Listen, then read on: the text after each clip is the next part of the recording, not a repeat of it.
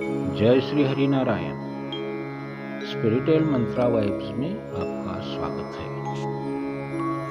श्री विष्णु अष्टोत्तर शतनाम स्तोत्रम भगवान विष्णु को समर्पित सर्वाधिक प्रचलित स्तोत्रों में से एक है। इस स्तोत्र में भगवान विष्णु के 108 पवित्र नाम श्लोकबद्ध किए हैं।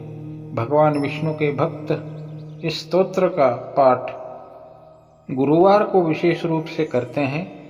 दैनिक पूजन में भी विष्णु अष्टोत्तर शतनाम स्तोत्र का पाठ किया जाता है। भगवान विष्णु के पावन नामों से युक्त इस स्तोत्र का पाठ भक्तिपूर्वक करने से भगवान विष्णु की असीम कृपा प्राप्त होती है और भगवान विष्णु के चरण कमलों में श्रद्धा एवं समर्पण की वृद्धि होती है।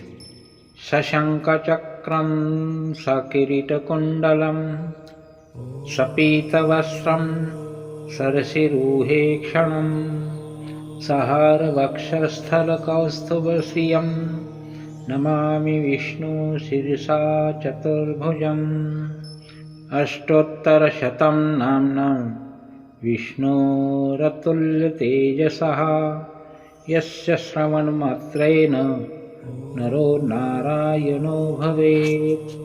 विष्णुर्विष्णु अष्टकारो देवदेवो वृषाकपि दामोदरो दीनबन्धुरादिदेवोदिते सुता पुण्डरीका परानन्दा परमात्मा परात्परा परशुधारी विश्वात्मा कृष्णा कलिमलापहा कौस्तुभोद्धसितोरस्को नरो नारायणो हरि हरो हरप्रिया स्वामी वैकुण्ठो विश्वतोमुखा ऋषिकेशो प्रमेयात्मा वराहो धरणीधरा वामनो वेदवक्ता च वासुदेवा सनातना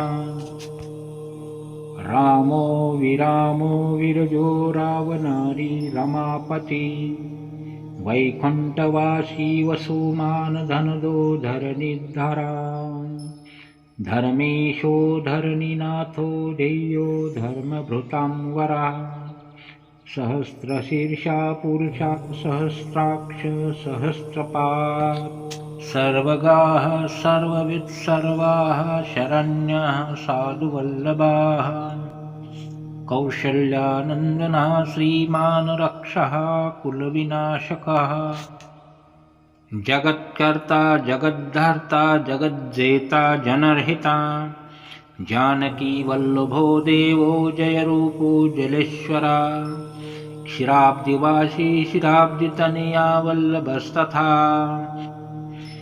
शेषशायी पन्नगारी वाहनो विष्टरस्रवा माधवो मधुरनाथो मोहदो मोहनाशनः दैत्यारि पुण्डरीकाक्षो हिच्यतो मधुसूदना सोमसूर्याग्निनयनो नृसिंहो भक्तवत्सला नित्यो निरामया शुद्धो नरदेवो जगत्प्रभु हयग्रीवो जितरिपो रूपेन्द्रो रुक्मिणीपति सर्वदेव मया शीर्षा सर्वाधारा सनातना साम्या सौम्यप्रदा स्रष्टा विश्वक्षेणो जनार्दना यशोदातनयो योगी योगशास्त्रपरायणा रुद्रात्मको रुद्रमूर्ति राघवो मधुसूदना इति ते कथितं दिव्यनाम्नो अष्टोत्तरं शतम्।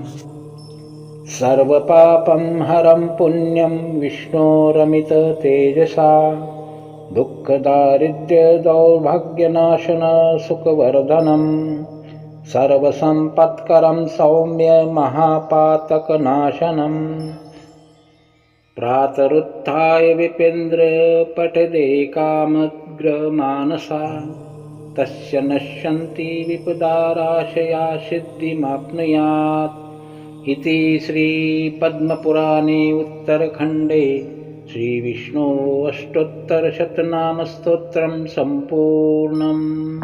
श्री भगवान विष्णु चरणार्पणमस्तु।